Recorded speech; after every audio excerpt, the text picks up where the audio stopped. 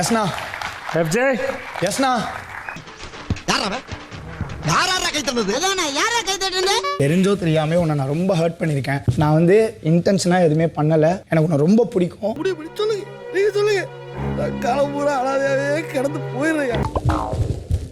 நீ போகணும்னு நான் நினைச்சேன். எனக்கு ரொம்ப கஷ்டமா இருக்கு. என்னைய போட்டு அடி அடி அடிச்சு விட்டு இப்ப பேசிக்கிறேன் நான் சொல்றேன்.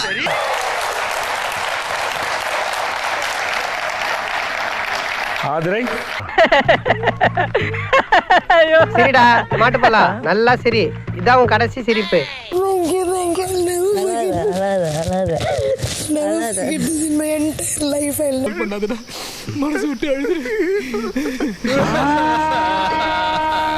அதுலேருந்தே இவங்க பெருசாக எதுவும் திருத்திக்கிற மாதிரி எனக்கு தெரியல. ஸோ நெக்ஸ்ட் வந்து திவ்யா சொல்லணும். நீங்கள் எல்லாத்தையும் திருத்திட்டீங்க இல்லையா? நீ கேட்ட ஒவ்வொரு கேள்வி என்ன செருப்பால் அடிச்ச மாதிரி இருக்குடா.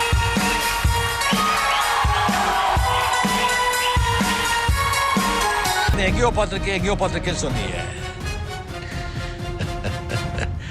இன்னுமா என்ன தெரியல. யார் அவன்?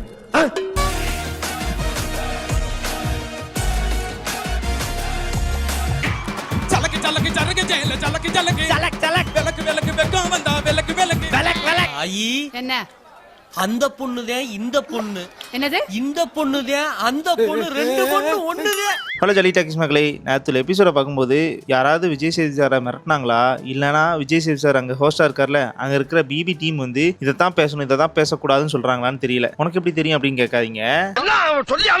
ஏன்னா அப்படிதான் நடந்துள்ள எபிசோட்லாம் நடந்துச்சு. ஸோ அது மட்டும் இல்லாமல் நேற்று 2 எவிக்ஷன்ல, ஸோ அதெல்லாம் வரிசையாக ஒன் பை ஒன்னா என்னென்ன வரிசையாக பார்த்துருவோமா?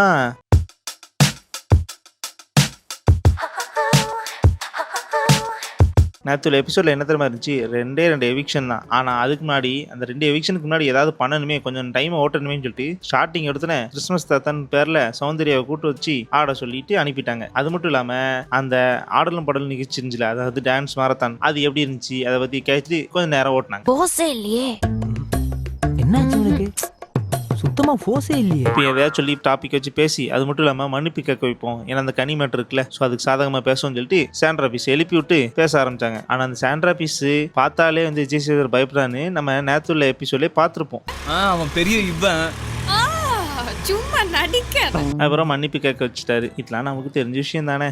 எவ்வளோ பெரிய பிளான நைட்டு 3 மணிக்கு கக்கூசில் உட்காந்து கண்டுபிடிச்சிட்டான் பாத்தியா.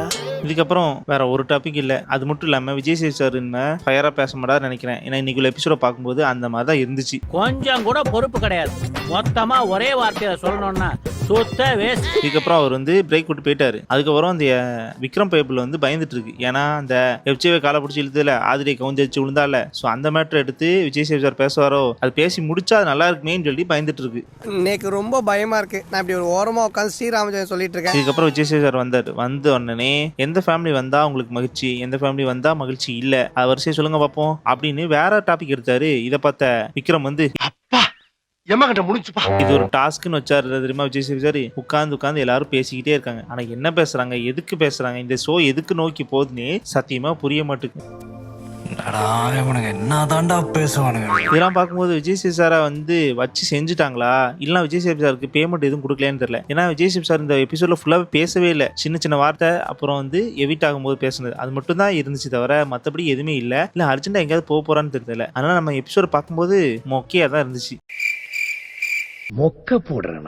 அது மட்டும் இல்லாம இந்த கேள்வி கேட்டதே எதுக்கு தெரியுமா, கேட்டு முடிச்சுட்டு ஏதாவது பேசுவாரு ஏதாவது சொல்ல வரன்னு பார்த்தா எதுக்கு தெரியுமா கேட்டேன், அடுத்த வாரம் வருவாங்கல்ல, ஸோ அதுக்காண்டி உங்களுக்கு ரிஹர்சல்காண்டி தான் கேட்டேன். யாரு என்னென்ன பிடிக்குது பிடிக்கலன்னு தெரிஞ்சுக்கலாம்ல, அதுக்காண்டி கேட்டேன். சரி ஓகே நான் பிரேக்கு போயிட்டு வரேன் அப்படின்னு சொல்லி பிரேக்கு போயிட்டாரு. மூச்சா வருது இன்ட்ரோல. இதுக்கப்புறம் ரிட்டர்ன் வந்து அவர் வந்து நாமினேஷனுக்குள்ள போயிட்டாரு. நாமினேஷன்ல போயிட்டு எல்லாரையும் ஒரு ஆளையே சேவ் பண்ணிட்டு இருந்தாரு. ஆனா இதான் ஒரு பெரிய விஷயமா காட்டுறன்னு பேர்ல ப்ரோமோ எடிட்டர் உட்காந்து பண்ணாங்க பாருங்க. எல்லாம் பார்க்கும்போது அதுக்கப்புறம் எதிர்பார்த்த மாதிரி எஃப்ஜே அவுட் ஆனதுக்கப்புறம் அவர் வந்து கூலா தான் இருந்தாரு. மத்த எல்லாரும் ஊன்னு எல்லாரும் ரியாக்ஷன் கொடுத்துருந்தாரு. இதை பார்த்த எஃப்ஜே வந்து நான் உன்னை கடைசியா ஒரு தடவை கட்டி பிடிச்சதேன் அப்படின்னு சொல்லி ஆதிரியை கட்டி பிடிச்சாரு. அப்பா உங்களை ஒரே ஒரு வாட்டி கட்டி பிடிச்சிக்கிட்டுமாப்பா?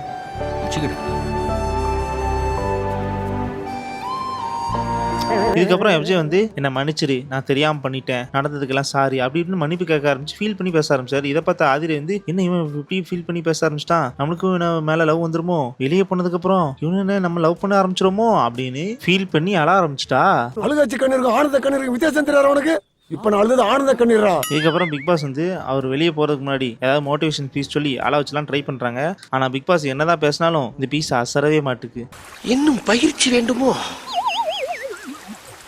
இதுக்கப்புறம் எப்ஜே வெளியே போனார். வெளியே போனதுக்கப்புறம் ஐ மிஸ் யூ எப்ஜே அப்படின்னு ஒரு சவுண்டு. யாருன்னு பார்த்தா நம்ம ஆதிரை பண்றதெல்லாம் பண்ணிட்டு இங்க வந்து மிஸ் யூ கிஸ் யூன்னு பாடிட்டு இருக்கு.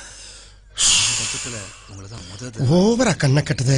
இதுக்கப்புறம் விஜய் வெளியே போனார்ல, வெளியே போனதுக்கப்புறம் விஜய் சேதுபதியை பார்த்து அது மட்டும் இல்லாம உள்ள இருக்க கண்டஸ்டன்ஸுக்கும் பாய் எல்லாம் சொல்லிட்டு அப்படியே அவரு கிளம்பி போயிட்டாரு.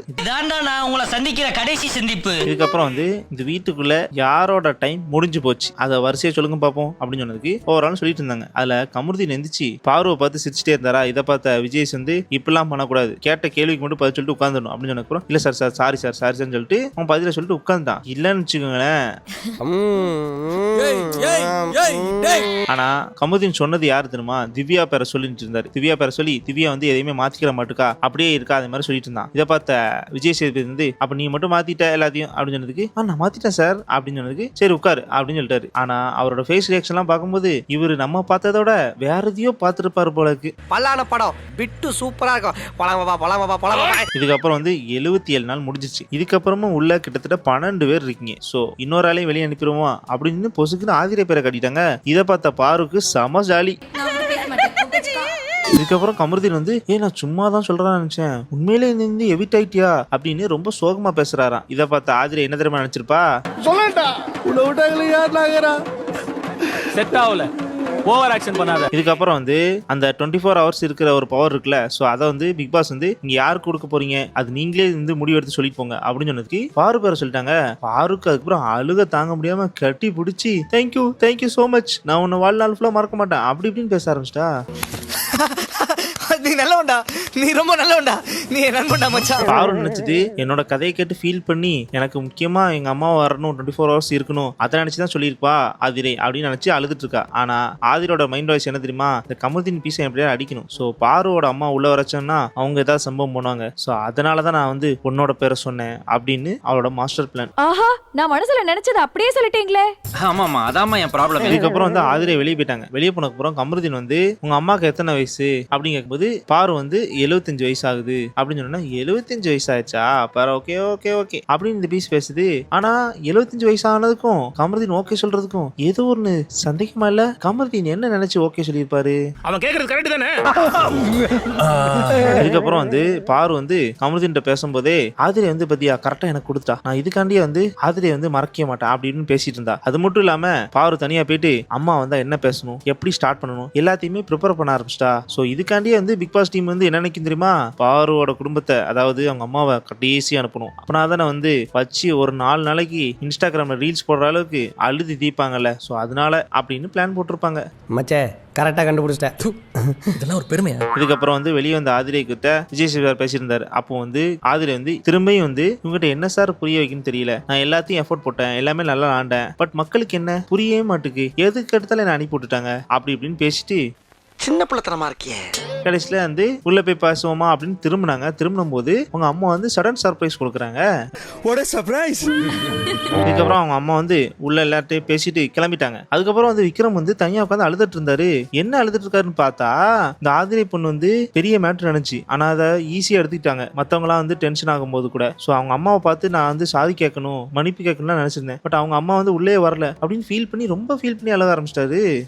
ஸ்கூலுக்கு வரதே பெரிய விஷயம்டா, என்ன போய் டியூஷன் வர வச்சிட்டியடா. அதுக்கப்புறம் வந்து விக்ரம் வந்து கனிக்கிட்ட பேசியிருந்தாங்க. அப்போ வந்து இப்பெல்லாம் வந்து பாரு பிடிக்க ஆரம்பிச்சிருச்சு, அவ என்னதான் தப்பா இருந்த மாதிரி கத்துன மாதிரிலாம் இருந்துச்சு, பட் இப்பெல்லாம் கரெக்டா இருக்கிற மாதிரிலாம் இருக்கு, எனக்கு இப்போ அவ்வளோ ரொம்ப வர பிடிக்க ஆரம்பிச்சிருச்சு அப்படின்னு இந்த பீஸ் பேசுது. ஆனா இந்த பீஸ் இதுக்கு முன்னாடி நடந்தது அது மட்டும் இல்லாம இப்பெல்லாம் பேசுறத பார்த்தா பாருவை தனியா வந்து இந்த விக்ரம் பீஸுக்கும் லைட்டா ரூட் விட்டுருப்பாரோ.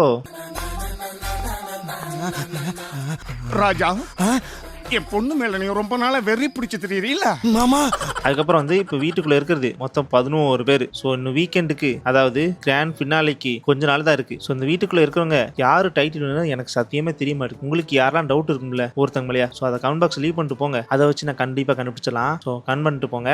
கோச்சா பத்துச்சுனா நொக்கோ.